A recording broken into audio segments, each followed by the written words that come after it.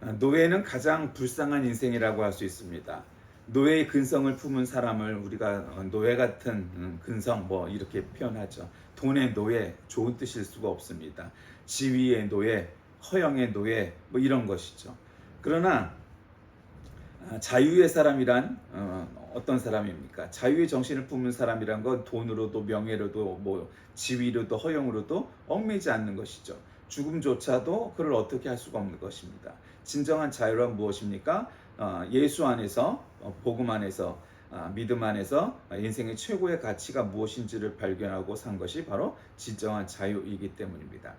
오늘 호세아서를 읽었는데 이 호세아서는 이제 독특한 측면이 있어요. 원래 이제 호세아서하고 아모스서는 약간 동전의 양면 같은 서거든요. 아모스는 정의의 예언자, 정의의 선지자 이런 별명이 있다면 호세아는 또 굉장히 사랑의 선지자, 사랑의 예언자 이런 말이 있고 또 예레미야는 이 호세아를 이어서 눈물의 예언자, 눈물의 선지자 이런 별명이 있죠. 원래 호세아라는 말은 그 이름 자체가 구원이라는 뜻입니다. 그러니까 이제 호세아라는 말은 여호수아란 말과도 다 같은 어원을 갖고 있고 그게 결국 예수라는 어원과도 다 같은 어원에서 출발한 이름들이에요. 그러니까 여호수아 그 목사님들 그 영어 이름 보면 유학 같은 목사님들 보면 조슈아 많아요. 여호수아. 왜냐하면 이제 예수 이렇게 붙이기는 좀 그러니까 여호수아라는 이름, 조슈아는 많이 붙이니까.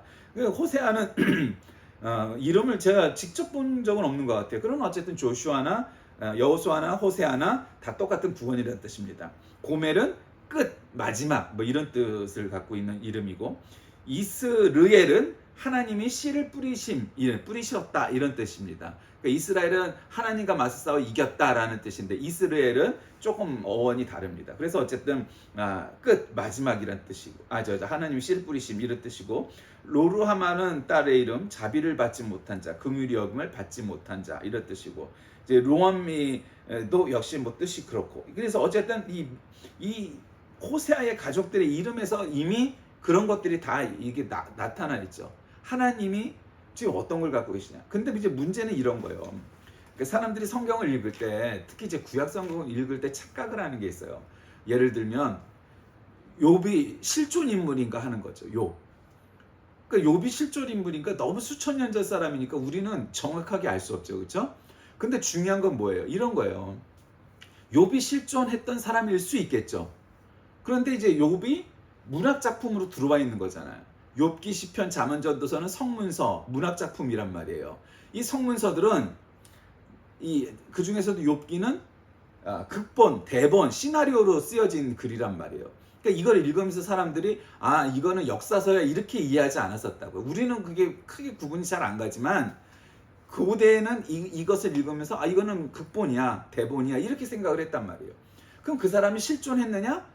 사실 그게 중요한 건 아니지만 그 실존했어도 그럴 수 있죠. 예를 들면 우리가 이순신 장군은 역사 속에 실존했던 인물이지만 얼마든지 모든 문학 작품에서 이순신 장군이 등장하잖아요.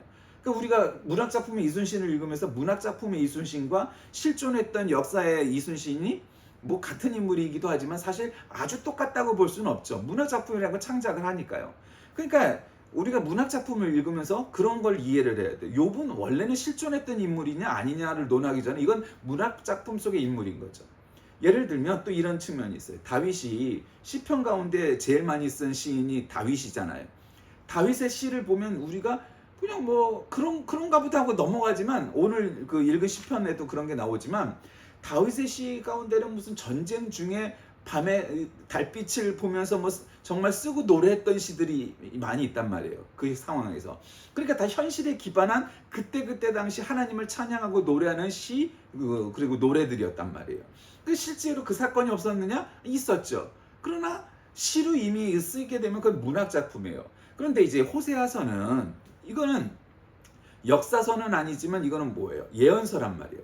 예언서도 이제 대예언서와 소예언서가 있죠. 뭐 이사야, 예레미야 이런 사람들은 대예언서라고 해요. 예언자들이 대예언가이기도 하지만 분량이 많아서 일단 그렇게 구분해요.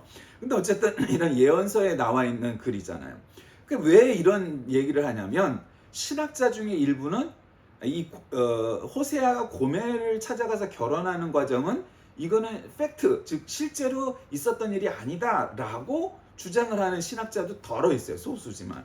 그러나 저는 이것을 문학 작품 속에서 나온 이야기가 아니므로 이거를 팩트가 아니라고 주장할 근거가 희박하다고 보는 거죠. 이게 만약에 욥기나 시편에 나왔다면, 문학 작품에 나왔다면 이거는 마치 복음서에 나오는 그 비유처럼 비유이지, 비유를 마치 팩트처럼 받아들이면 안 된다. 그거는 전혀 다른 문제다.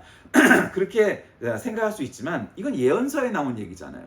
그러니까 이거를 실제 했느냐 안 했느냐 따지는 거에, 이 문제에 관해서 이거는 실제 했던 사건이라고 보는 게 마땅하죠. 왜냐하면 예언서니까. 문학 작품이 있는 게 아니잖아요. 이게 욥기처럼 그렇게 대본으로 혹은 시편으로 나왔다면 그건 뭐 또 다른 차원의 문제가 되겠지만 이건 문학 작품이 아니에요. 예언서예요. 그 호세아는 사랑의 예언자였단 말이죠. 그러니까 부엘의 아들 호세아에게 주신 말씀이다. 정확하게 얘기하죠. 그래서 이 성경의 책 이름이 호세아서가 됐죠. 그래서 우시아와 요담과 아하스와 히스기야 왕이 이어서 유다를 다스리고 요아스의 아들 여로보암이 이스라엘을 다스리던 때이다. 정확하게 이 시기를 명했어요. 언제예요? 이제 솔로몬이 죽은 다음에 왕국이 이제 북이스라엘하고 남유다로 이렇게 나뉘죠. 여러분도 아다시피 북이스라엘은 10개 지파, 남유다는 2개 지파가 이루어졌는데 결국 정통성을 가진 집단은 어디였어요? 나라는. 그건 남유다예요. 10개 지파가 있었지만 하나님은 그 수적 우세로 그거를 옳다 이렇게 인정하는 게 아니에요. 옳은 건 뭐냐?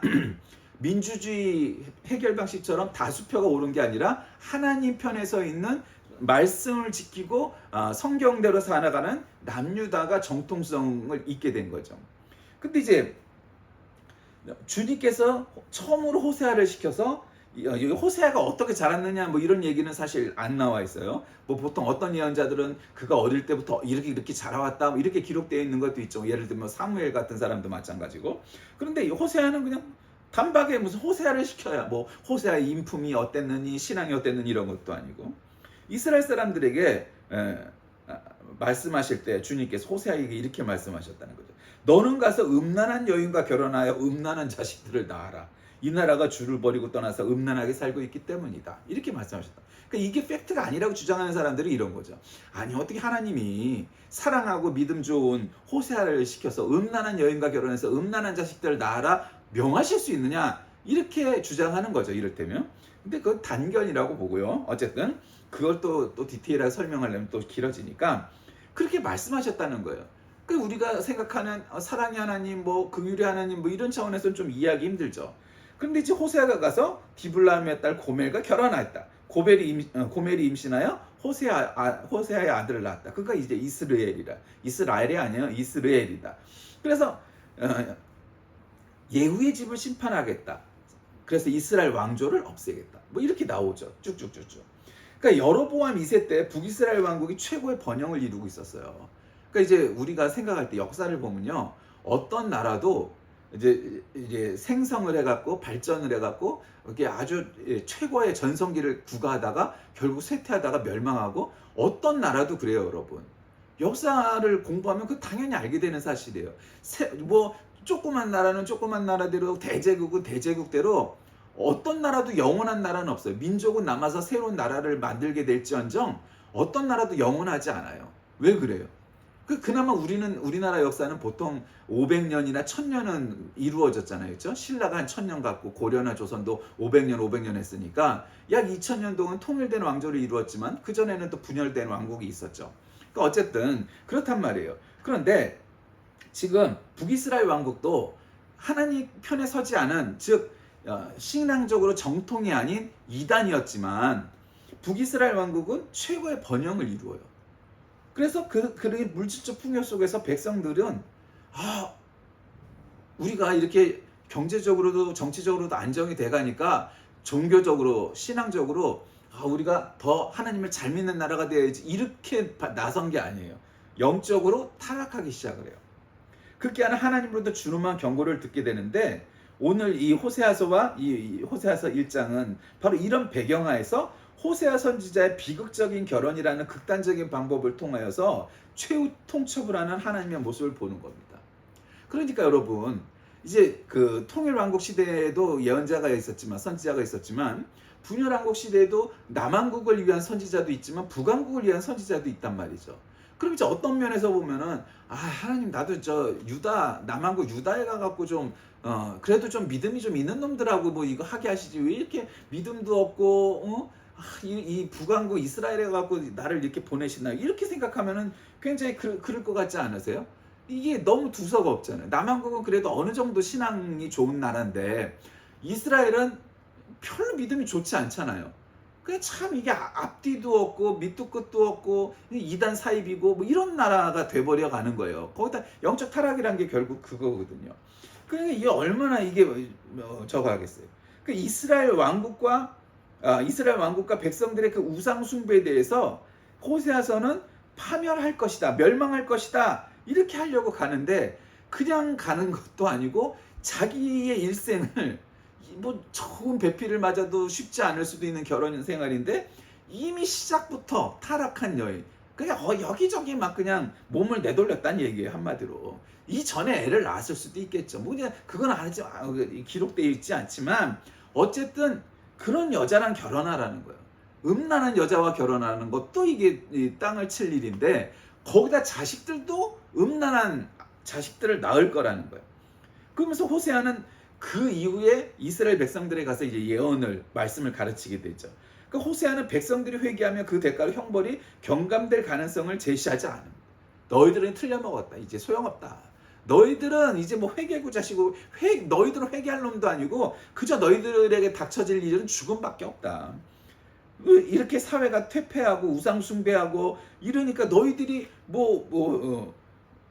당연히 회개를 해야 되는데 너희들은 다 끝났다 임마. 너희들은 다 죽었어. 이러는 거죠.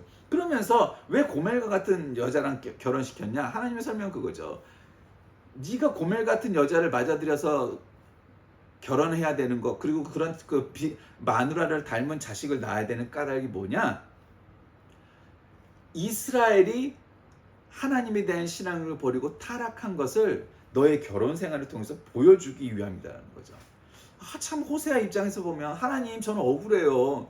저도 한 번 인생 정말 좋은 여자를 만나서 이렇게 행복한 결혼 생활도 하고 정말 좋은 자식도 낳아서 키워보고 나한테는 그런 생활이 있어야 되지 않겠습니까?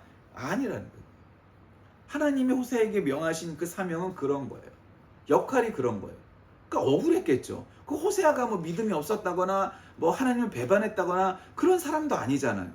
그럼에도 불구하고 그런 여자랑 결혼해라. 우상 숭배하고 하나님과 계약도 파기하고 지도자들 부패하고 사회적으로 타락하고 결국 이런 거예요. 그러니까 이 호세아의 예언, 호세아의 신학 이런 것들이 결국 이스라엘의 그런 선포가 이루어지게 되는데 호세아가 그렇게 예언을 할 때 사람들은 무감각합니다. 그 아수르에 의해서 북왕국이 멸망할 때까지 아시리아에 멸망할 때까지 그 북왕국 이스라엘 사람들이 갖고 있는 태도는 고쳐지지 않아요. 의지도 없어요. 그리고는 지들이 옳다고 여겨요. 그러니까 딱 봐도 정확히 알고 있는 사람들은 우리 북왕국보다 저 남왕국의 유다가 훨씬 더 신학적으로 정통성이 있고 하나님을 잘 믿으려고 하잖아. 우리는 이미 윤리적으로도 타락했고 종교적으로도 이단 사이비가 돼가고 있고 지금 이렇게 돼 있어. 이럴 사람들이 나와야 되잖아요. 근데 별로 그런 사람도 아주 없진 않았겠지만 대세에 없었다는 거죠. 그러니까 대부분의 사람들이 이렇게 믿나 저렇게 믿나 뭐 그게 얼마나 힘 있는 놈이 정통이야. 뭐 남한국이 뭐 2개 지파밖에 더 돼. 우리 10개 지파잖아. 그러니까 우리가 정통성 있어. 이렇게 생각을 하는 거죠. 그리고는 계속 회개할 생각이 없어요. 종교적으로 바른 신앙으로 돌아갈 마음도 없고 사회적으로 윤리적으로도 그렇게 돌아갈 생각이 없었던 거예요. 그러니까 결국 여러분도 아다시피 10개 지파가 있던 나라인데도 아시리아에 의해서 바로 멸망하게 되죠.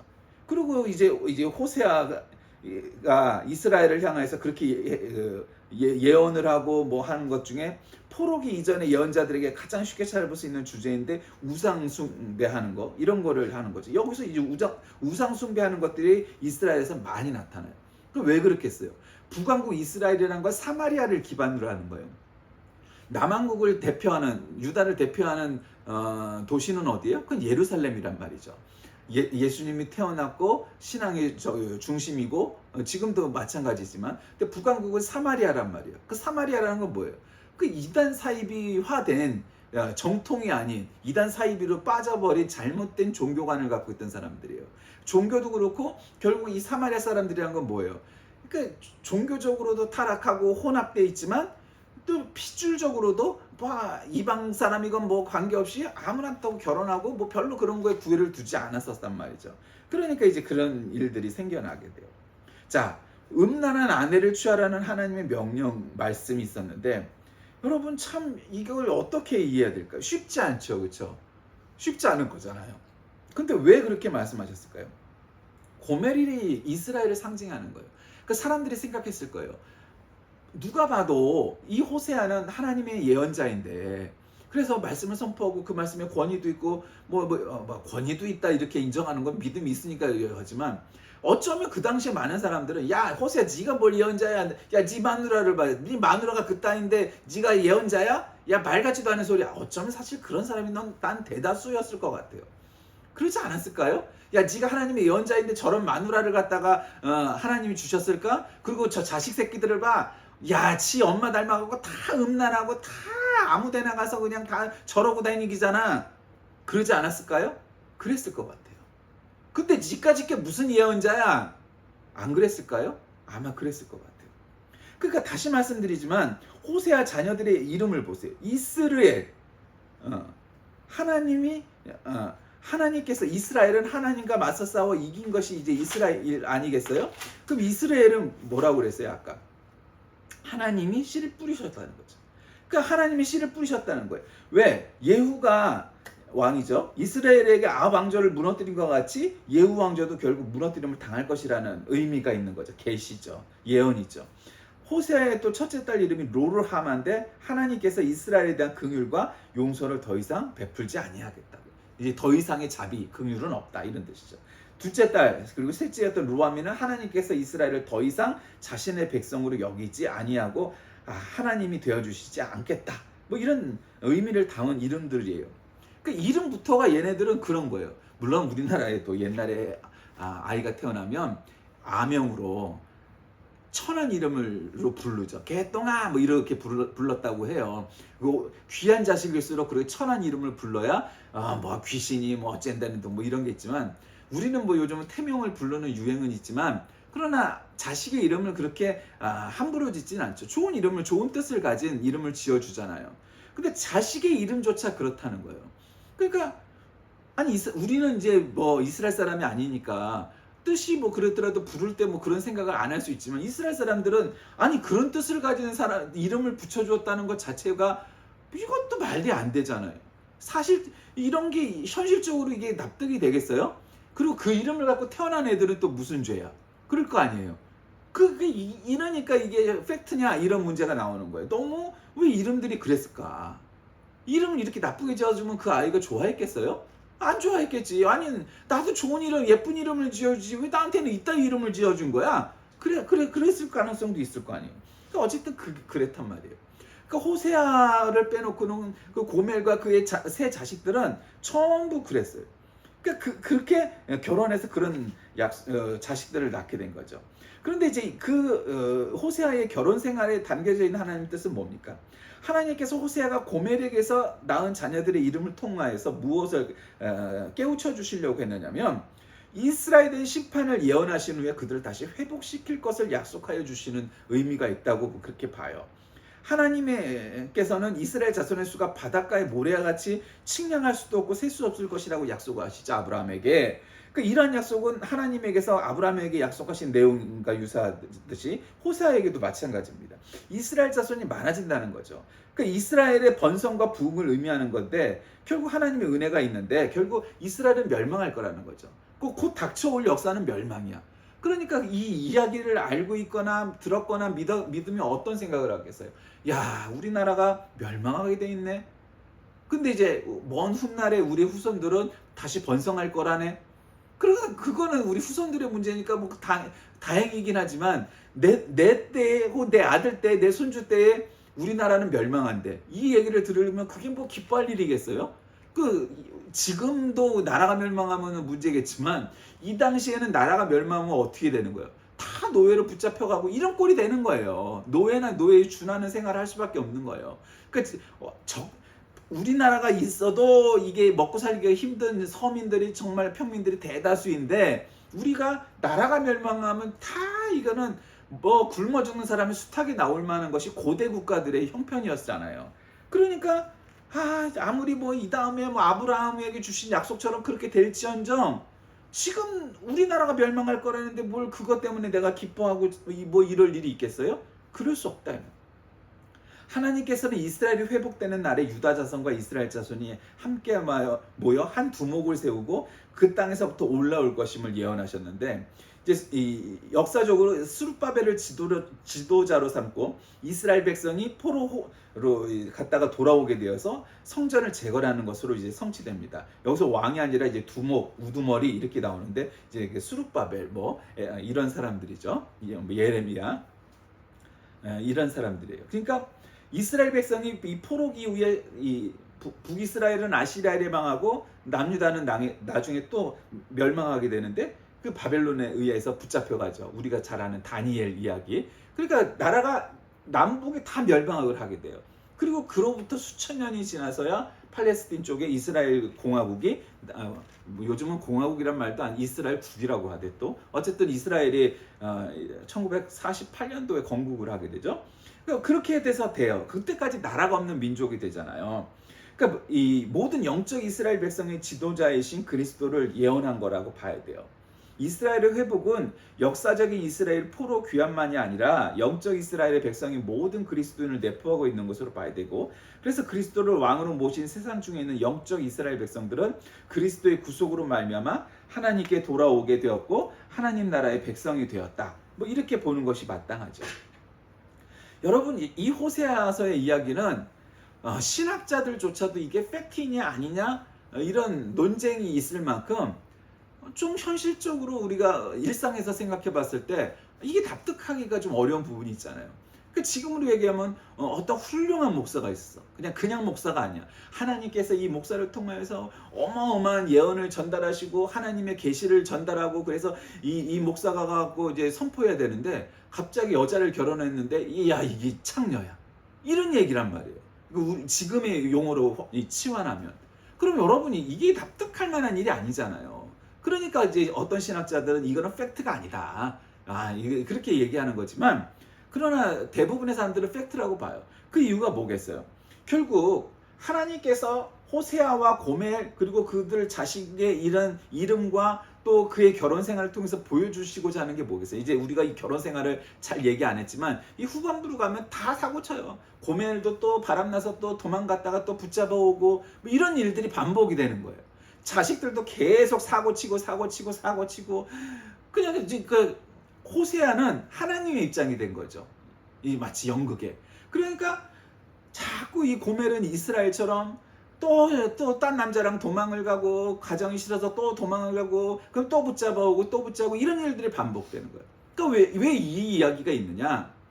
하나님께서 인간을 만드시고 이스라엘 민족을 선택을 하셔갖고 하나님의 백성으로 삼으셨는데 이스라엘 백성들이 틈만 나면 뭐 우상을 만들고 또 틈만 나면 불신앙하고 틈만 나면 뭐 딴짓하고 그 도망을 가는 거 하나님으로부터. 이제 그거에 대한 모델이라는 거예요. 그 사람들이 그렇게 물었겠죠. 야 여보시오, 호세아 당신은 왜 저런 여자를 얻어갖고 이렇게 합니까? 그럴 때 호세아가 설명을 했겠죠. 하나님께서 나에게 말씀하셨습니다. 내가 저 고멜과 결혼하여서 하나님과 우리 이스라엘 왕국 사람들을 관계를 이렇게 보여주라고 말씀하셨습니다. 그렇게 얘기하는 거예요. 그러니 참 또 한편 그렇게 들으면 일리가 있는 것 같은 그렇게 이해가 되는 사람도 있었을 것이고 또 한편으로 생각하면은 아니 그게 말이 돼? 아니 하나님의 사람으로 세워진 사람인데 아니 어떻게 저런 말도 안 되는 일반 사람도 결혼하고 싶어하지 않은 저런 여자와 결혼을 시키셔갖고 야 이게 뭐 호세아가 진짜 가짜 아니야? 뭐 이런 생각도 했을 거고 별의별 사람들과 의견이 있었겠죠. 그러나 분명한 것은 성경이 기록되어 있고 성경이 이렇게 남아있는 까닭은 호세아가 하나님이 세우신 종이 분명했다는 사실이고, 그의 결혼이 보통 사람의 시각에서는 이해할 수 없는 관계였지만 그럼에도 불구하고 호세아와 고멜 그리고 이 세 자녀를 통해서 하나님께서 이스라엘 사람들에게, 그리고 영적 이스라엘 사람들이 우리 모두에게 주시고자 하는 교훈이 있다는 거죠. 그럼 뭐겠어요? 지금 너희 나라가 번성하고 잘 사는 나라가 되었고 선진국이 되었어? 그게 중요한 게 아니야. 너희들 이렇게 영적으로 타락하고 신앙적으로 타락하면은 너희 나라가 망할 거야 라는 거죠. 왜 그런 거예요? 북한을 향해서도 마찬가지 아니겠어요? 야, 너희들이 핵이 있으니까 뭐 안 멸망할 것 같지? 아니야. 나중에 너희들이 통일 국가가 될 거야. 이런 거 아니겠어요? 그러니까 핵폭탄이 있다고 나라가 안 멸망하고 선진국이라고 나라가 안 멸망하고 그러지 않는다는 거죠. 그럴 수 있어요. 오늘 남한도 결국은 많은 이단 사이비들이 창궐하고 정말 혼탁한 사회가 돼버렸잖아요. 이 기독교가 얼마나 이 나라의 존경을 받아왔던 종교인데 지금은 사람들이 개신교 이러면은 차 하고 다 코웃음을 치는 종교가 돼버렸어요. 여러분 그게 느껴지시나요? 안 느껴지지도 않나 봐. 그런 이단 사이비가 너무 많아졌잖아요. 이 개신교는 아주 쓰레기 중에 쓰레기라고 생각하는 사람들이 꽤 많아요. 다수가 그런 건 아니지만 꽤 많아요. 다수가 될 수도 있을 것 같아요. 왜? 개신교가 털어버릴 수 없을 만큼 많은 죄를 지었어요. 그게 나만의 죄예요. 종교적인 타락, 사회적인 타락. 북한은 어떤 죄가 있겠어요? 거기 뭐 태생부터가 죄의 나라잖아요. 인민들을 향하여서 그냥 지들의 독재를 하는 공산국가도 아니고 독재국가잖아요. 전제국가잖아요. 그러니까 남북이 다 마찬가지예요. 그러니까 하나님께서 만약에 이 시대에 호세아를 보내신다면 어떨까요? 남한을 향하여서도 북한을 향하여서도 그렇게 말씀하실 것 같아요. 이런 호세아가 와갖고 이 고멜과 같은 이런 가정을 똑같이 이루어서 뭐라고 말할까요? 너희 나라는 망하게 될 것이다. 그렇게 말씀하시지 않겠어요? 결국 통일국가가 올 거죠. 어느 무당녀의 뭐 저기처럼 지가 통일 대통령이 될 거라는 그 말 같지도 않은 소리를 하는 그런 창녀 출신 무당이 아니라 진짜 통일이 오긴 올 거예요. 근데 그 통일이 안정적이고 평화롭게 올지 아니면 급작스럽게 올지 우리는 알 수 없어요. 어느 날 갑자기 김정은이가 제거가 되면서 그렇게 통일의 급물살이 올 수도 있죠. 여러분 우리가 동서독이 통일되는 과정을 봤잖아요. 여러분 그렇게 예측한 사람이 있었어요? 어느 날 갑자기 사실은 실수에 의해서 통일이 되잖아요. 여러분 그런 역사적인 일이 그런 실수에 의해서 시작이 됐어요. 우리나라의 통일도 알 수 없겠죠. 우리나라의 흥망성쇠도 알 수 없어요.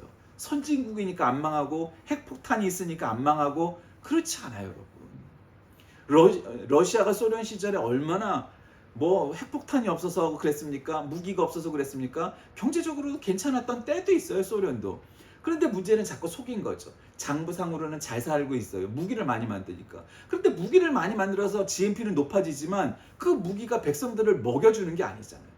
그러니까 장부상으로는 부자가 돼가고 있는데 실제로는 점점 가난해지게 된 거죠. 그래서 결국 소련이 망한 거잖아요. 그렇게 속여서 될 일이 아니에요. 경제적으로, 정치적으로, 종교적으로 속인다고 그게 잠깐은 속일 수 있을지 몰라도 결국은 다 망하게 돼 있는 거란 말이죠. 오늘날 우리가 살고 있는 이 시대가 바로 그런 시대인 것 같아요. 정치적으로, 경제적으로, 사회적으로, 그리고 무엇보다 종교적으로 그렇게 속이고자 하는 사람들이 너무 많아요. 역사상 인간들은 스스로 행복을 얻기 위해서 모든 노력을 다 이뤘는데 뭐 어떤 사람은 꼭 행복해야 돼? 뭐 이런 말을 하던데 뭐 그 말도 일리가 있죠. 그러나 지금까지 인간 사회는 더 나아지고 발전하는 과정도 있지만 그 못지않게 망해가는 과정도 있음을 우리는 기억해야 됩니다.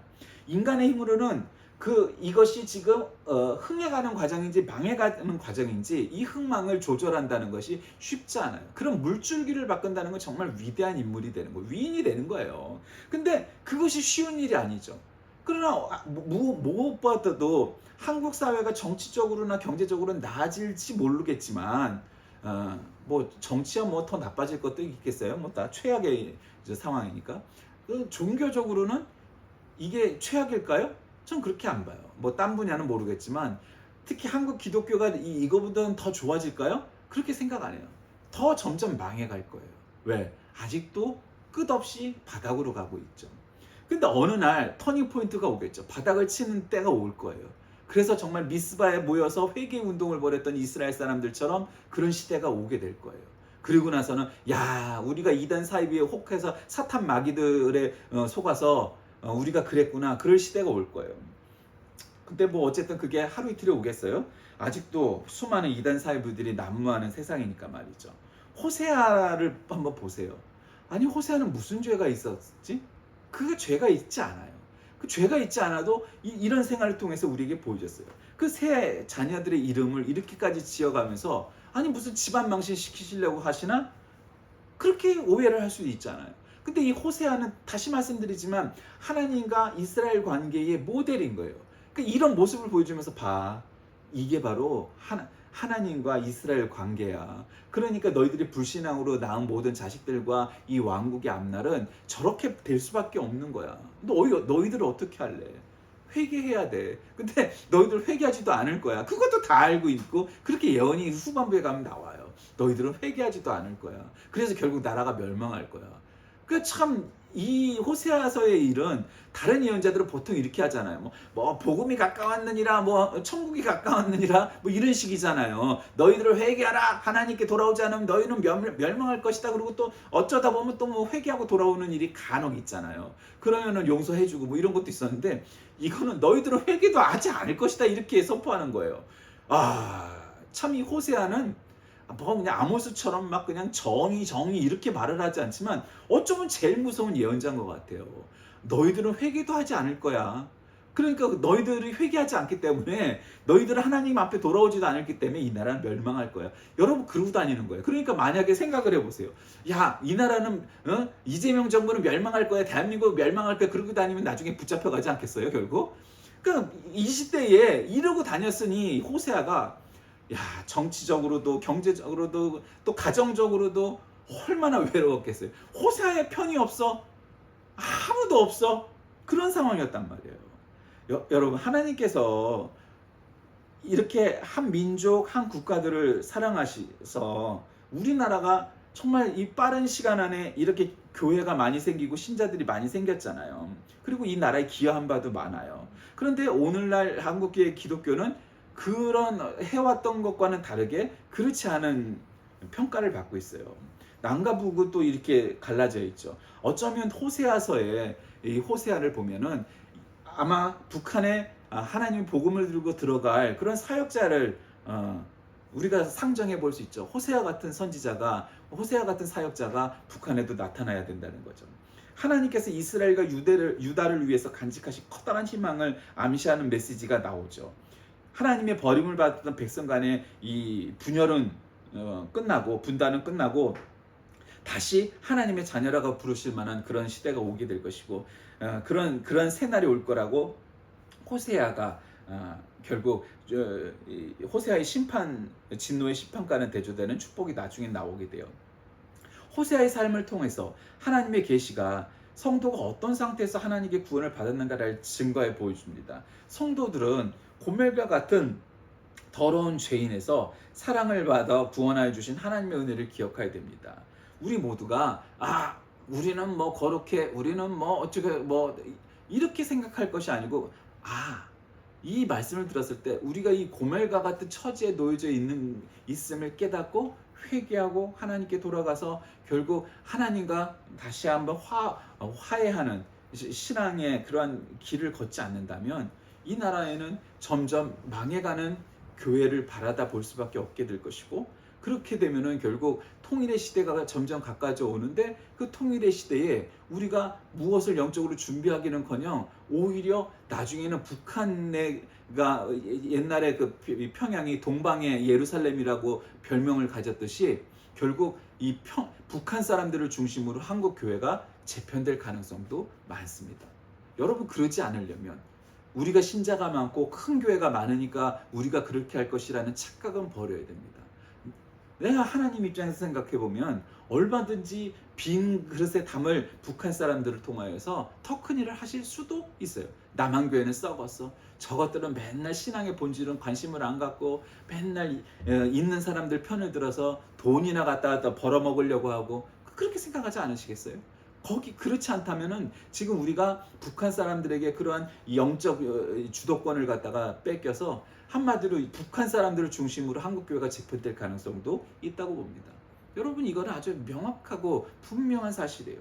우리가 정신 차리지 않으면 이런 모든 것들을 다 잃어버리고 나만의 교회가 망해가고 있기에 결국 이런 상황을 파악하고 인식하지 않으면 이 호세아를 통해서 주신 하나님의 교훈처럼 우리도 그와 같이 너희들은 멸망할 것이다. 너희들은 회개하지도 않을 것이다. 너희들의 먼 훗날의 후세대가 돼서야 결국 나라를 찾게 될 것이다. 이런 평가를 듣게 될 것입니다. 사랑하는 교회 여러분, 오늘 우리에게 주어진 현실 속에서 정말로 신앙의 본질을 찾기 위해서 이 호세아서의 교훈대로 우리가 호세아가 이런 여자, 이런 자녀들을 갖게 된 까닭을 다시 한번 되새기면서 우리는 이런 처지에 놓여져 있는 것은 아닌지 한번 반성하는 저와 여러분들 다 되시길 주의 이름으로 간절히 기도드립니다. 살아계신 하나님, 오늘날 우리 남북한 사회를 바라다 보면서 이 호세아 시대의 남북 왕국을 바라다 보게 됩니다. 어쩌면 비슷한 면도 있고 좀 다른 면도 있지만 그럼에도 불구하고 결국 분단되어 있고 영적으로 타락해가는 이 이스라엘의 모습을 보면서 결국 이스라엘도 멸망하고 유다도 멸망하는 그러한 나라가 되는 것을 우리는 역사를 통해서 알고 있습니다. 우리는 그런 전철을 밟지 않고 하나님께 돌아가 정말 하나님께 칭찬받고 인정받는 그러한 나라, 그러한 교회 되게 하여 주옵소서. 예수님의 이름으로 간절히 기도드립니다. 아멘.